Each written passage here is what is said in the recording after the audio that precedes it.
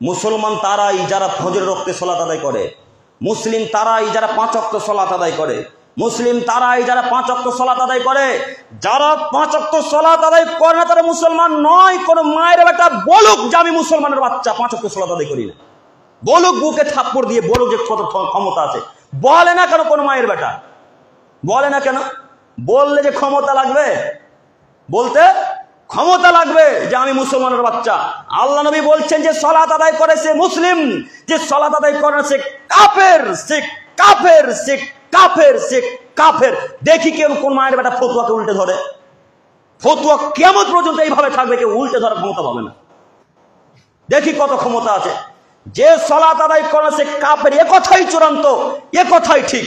সালাত আদায় করেন না মানে 2 রাকাত সালাত আদায় করলে জান্নাত ওয়াজিব হয়ে যায়, এই কথা আল্লাহ নবী বলছেন।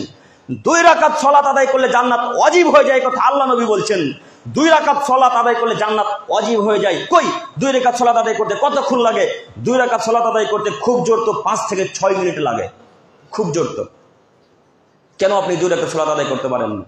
আপনাকে আমি অনুরোধ করে শতদিন বলেছি, যদি সালাত আদায় করতে না পারেন, যদি আপনি নামাজ না পড়তে পারেন, আজকে বলে দেন আমি রহমানপুরে হিন্দু হিসেবে বসবাস করছি।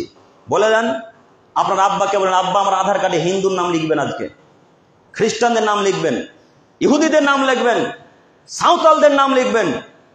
যদি লিখে দেন আর বলে দেন যে আমি হিন্দুর বাচ্চা, সাঁওতালের বাচ্চা, কিয়ামত পর্যন্ত আব্দুল করিম বিন আমিনুল ইসলাম যতদিন বেঁচে থাকবে, রহমানপুরে আসবে, যতদিন থাকবে ততদিন পর্যন্ত কোনোদিন সালাতের ব্যাপারে বলবে না, ইনশাল্লাহ, কোনোদিন।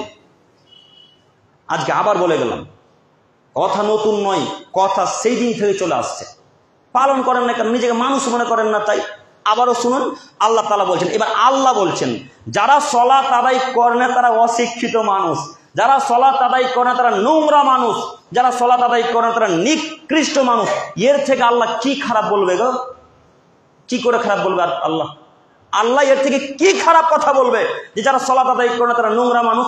আর এক জায়গাতে আল্লাহ বলছেন, যারা বুঝেও বোঝে না, অন্তর আছে বোঝে না, যারা দেখেও দেখে না, চক্ষু আছে দেখে না, যারা শুনেও শোনে না, কান আছে শোনে না, উলাইকা কাল আনআম, তারা পশু প্রাণীর মতো, তারা গরু ছাগলের মতো, তারা কুকুর শ্রীকালের মতো, তারা শুয়ারের মতো, বালহুম আজাল, বরং তার চেয়েও খারাপ। শুয়ারের থেকে খারাপ কারা? যারা বক্তব্য শোনার পর আমল করে না। কুকুরের থেকে খারাপ কারা? যারা হাদিস শোনার পর আমল করে না। শুকরের থেকে খারাপ কারা? যারা সালাত আদায় করে না তারা। আল্লাহ বলছেন, এই কোরআন মাজিদের মধ্যে আছে গো, এই কোরআন মাজিদে আছে। এখন আপনি কি নিজেকে মনে করেন আমিও বুঝতে পারি না, কি যে নিজেকে ভাবেন আমিও এখন বুঝতে পারি না। আল্লাহ বুঝার তৌফিক দান করুক, সকলে বলি আমিন।